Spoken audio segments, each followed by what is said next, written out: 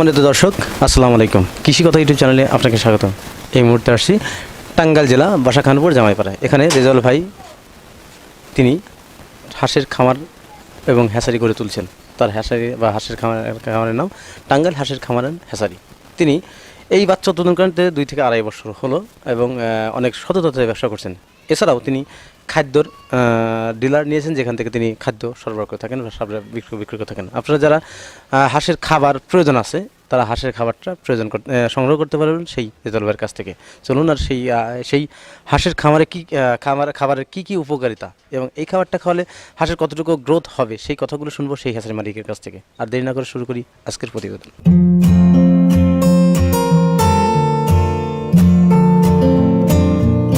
দর্শক, আমার সামনে সেই ব্যক্তিরা দাঁড়িয়ে আছেন যিনি এই হাঁসের বিভিন্ন খাবারের ডিলার নিয়েছেন এবং সেখান থেকে হাঁসের খাবারটা সংগ্রহ করা হয় বা বিভিন্ন জায়গায় সেল করা হয়। তিনি কীভাবে সেল করে থাকেন এবং এই খাবারের কী উপকারিতা সেই কথাগুলো শুনবো। আসসালামু আলাইকুম ভাই। ওয়ালাইকুম আসসালাম। ভালো আছেন ভাই? আলহামদুলিল্লাহ। আপনার নামটা কি বলবেন? আমার নাম মোহাম্মদ রেজাউল করিম। আমার হ্যাচারি নাম হচ্ছে টাঙ্গাইল হাঁসের খামার অ্যান্ড হ্যাচারি। আমার বাড়িটা হচ্ছে টাঙ্গাইল শহর থেকে একটু পশ্চিমে, গ্রামের নাম বাসাখানপুর জামাইপাড়া। এই যে হাঁসের খামারে আসলেন আপনার কতদিনে? হ্যাঁ, আমি এই হাঁসের সাথে যুক্ত আছি প্রায় 2-2.5 বছরের মতন হয়। আমার ছোট বাচ্চা থেকে হাঁস পালন করে প্যারেন্টস তৈরি করছি। প্যারেন্টস থেকে ডিম উৎপাদন করি, সেখান থেকে ডিম হ্যাচারিতে বসায় ডিম ফুটে বাচ্চা বের করে ওই বাচ্চা আমি সেল করে থাকি। পাশাপাশি আমার একটা খাবারের ইয়ে আছে, তো ডিলার আছে, এখানে আমি খাবারটাও সেল করে থাকি। কি ফিড পাওয়া যায়? আমার এখানে আপনি পাবেন হইলো প্যারাগন হাঁসের ফিট পাবেন, আর পাবেন ইওনো হাঁসের ফিট। এটা হইলো হাঁসের ফিট। অনেকে আছে, অনেক বাইরে আছে, যেমন তারা এই হাঁসের খাবার পায় না বিদয়ী ওই আপনি ব্রয়লার স্টার্টার ফিট বা ব্রয়লার গোড়ার ফিট বা লেয়ার ওয়ান এই হাঁসের খাওয়াই থাকে। এগুলার আপনার দেখা যায় যে স্টার্টার ফিটটা অনেক দাম। নারিশের একটি স্টার্টার ফিটের দাম হইতেছে আপনার 22 থেকে 2300 টাকা, আর আমার একটি স্টার্টার ফিটের দাম 1800 থেকে 1850 টাকা। তাহলে এখানে কত টাকার ডিস্টেন্স। তারপরে এই হাঁসের যে খাবারটা তৈরি করা হয়, এইটা হলো আপনার সম্পূর্ণই হাঁসের থেকে রিসার্চ করে বানানো। মানে হাঁসে যে পদার্থ খায় ওই পদার্থগুলো দিয়ে রিসার্চ করে আপনার মনে করেন তৈরি করা। তাহলে আপনার মনে করেন যে দেখা যায় যে এগুলা খাবারের দামটাও মোটামুটি আয়ত্তের ভিতরে, প্লাস আপনার কার্যক্রমটা অনেক ভালো। আপনি তো হাঁসের খামারে আসছেন বা হাঁসের থেকে ডিম থেকে বাচ্চা উৎপাদন করেন, ঠিক আছে, সব ঠিক ছিল, কিন্তু আপনি কেন এই স্টার্টার ফিডের মধ্যে আসলেন? হ্যাঁ, আপনি এই হাঁসের খাবারে কেন আসলাম, দেখা যায় আমার টাঙ্গাইলে আপনি সদরাচরে এমনি হাঁসের খাবার পাবেন না, আপনি মুরগির খাবার পাবেন। মুরগি হইলো একটা জিনিস আর হাঁস হইলো আরেকটা জিনিস। মুরগি কি ইচ্ছা করলে পানিতে 2 ঘন্টা ভিজে রাখুন যাব, ওরা মরে যাবো গা। আর হাঁস দিনকে দিন রাত দিন 4 দিন থাকলেও হাঁস পানিতে মরবো না। তাহলে জিনিসটা ভিন্ন না। তাহলে আমরা খাবারটাও কিন্তু ভিন্ন। হাঁসে খায় শামুক, মুরগি খাইলো অন্য খাবার। তাহলে দেখেন এখানে হাঁস একটা বড় শামুক খাইলেও ওটা হজম করে ফেলায়, মুরগি খাইলে মুরগি বাঁচবো না। তাহলে দেখা যাবো যে এই হাঁসের সাথে ম্যাচ করাই আপনার একটা হাঁসের খাবারই তৈরি করছে কোম্পানি। তাহলে আমি দেখছি যে না, এই হাঁসের খাবারটা ছোট বাচ্চার থেকে শুরু করে আপনি বড় বাচ্চারেও যদি বড় ডিম পাড়া হাঁসের দেয়, ডিমের গুণগত মান ভালো থাকে, ডিমের প্রোডাকশনও ভালো আসে, আবার বাচ্চাকালে খাইলে বাচ্চার ওয়েটটা ভালো থাকে বা গুণগত মান ভালো থাকে, বাচ্চা মরেও কম। এই যে স্টার্টার, যে ডাকের যে স্টার্টার, হাঁসের যে স্টার্টার, এটা কোন বয়সে হাঁসকে দিতে হয়? হ্যাঁ, এখানে 3 পদের খাবারই হাঁসের জন্য হয়। যেমন স্টার্টার খাবার হয়, এটা হলো ছোট বাচ্চাদের, যেমন আপনি 0 থেকে আরম্ভ করে আপনার 15-20 দিন খাওয়াইতে পারবেন। তারপরে গরুয়ার ফিটটা 15-20 দিন পর থেকে গরুয়ার ফিটটা আপনার 1.5-2 মাস খাওয়াইতে পারবেন। তারপরে ফিনিশার ওটা সর্বসময় খাওয়াইতে পারবেন। তাই দেখা যায় যে আপনি সব সাইজের হাঁসের জন্যই এই খাবারটা তৈরি করা আছে। তাহলে আমরা খাবারের মান যদি ভালো পাই, দাম যদি একটু আমাদের ভালো হয়, আমরা খামারি দেখা যায় অনেক বস্তা খাবার লাগে, প্রত্যেকটা খাবারের পিছে 50 টাকা 100 টাকা 200 টাকা সেভ হইলে কিন্তু আমাদের মেলা সেভ হয়।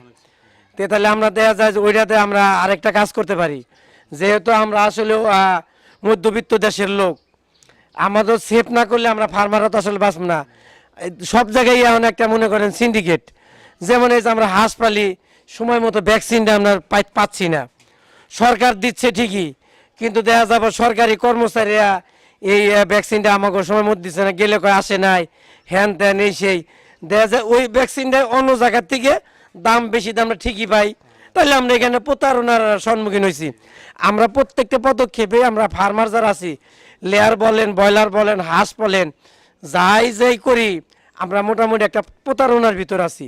আল্লাহ মাহবুব জানে যে প্রতারণা থেকে আমার কবে বাইরে পারবো। সরকার যে পর্যন্ত আমাদের মুখের দিকে না তাকাবো, আমার মনে হয় না কোনো ফার্মারই, এই বাংলাদেশের ফার্মাররা জীবনে কোনো উন্নতি করা হবে আমার মনে হয় না। আর যারা উন্নতি করে তারা কিন্তু খুব কষ্টের মাধ্যমে করে, খুব টেকনিকের মাধ্যমে করে।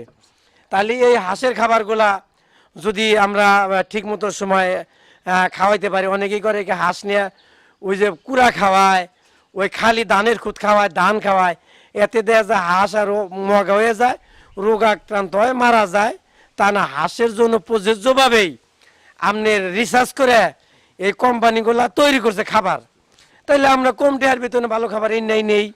দেখা যায় আপনি 1 কেজি গম, 1 কেজি ভুট্টা যদি ভাঙে খান, তাও 30 টাকা, 28 টাকা, 25 টাকা পরে। তাহলে দেখা যায় যে ওই নার্সে মোটামুটি হাসি পাচ্ছে। বুঝতে পারছি। আপনার যে স্টার্টার ফিডগুলো এখন এক বস্তা কতগুলো ফিট থাকে?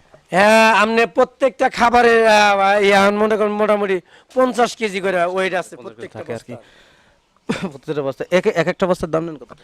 আমরা একটা বস্তার দাম নেই, যেমন আপনার স্টার্টার যে ফিটটা আছে এটার দাম নিচ্ছি হলো আপনার 1850 থেকে 60 টাকা।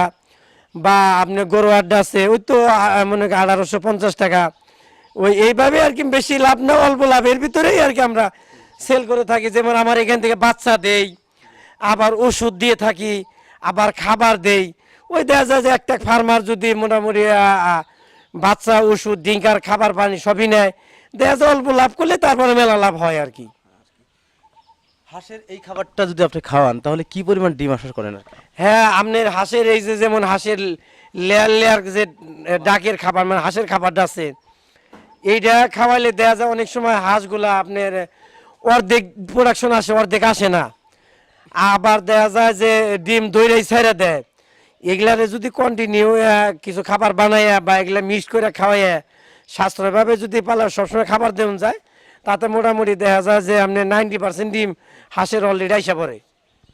প্রিয় দর্শক, রেজাউল ভাই আমাদের যে কথাটা বললেন, তার এখানে যে গ্রোয়ার যে ফিডগুলো আছে, এই ফিডগুলো যদি আপনারা খাওয়ান তাহলে হাঁসের 90%, ম্যাক্সিমাম 90% ডিম আসা সম্ভব এই খাবারের মাধ্যমে।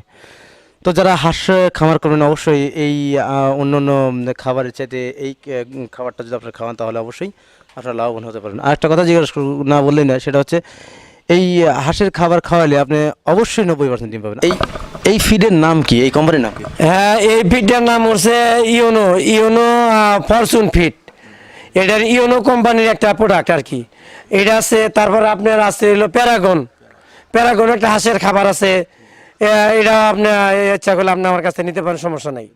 দুটি খাবার হাঁসের খাবার, ব্রয়লার বা লেয়ার বা ইয়ের কোনো খাবার না, ককের কোনো খাবার না, এগুলো হাঁসের খাবার। এগুলা সম্পূর্ণ হাঁসের, মানে ওইভাবে রিসার্চ করে একটা তৈরি করা, মানে কোম্পানি তৈরি করছে। এটা খুব ভালো মানের একটা উৎকৃষ্ট মানের খাবার আর কি।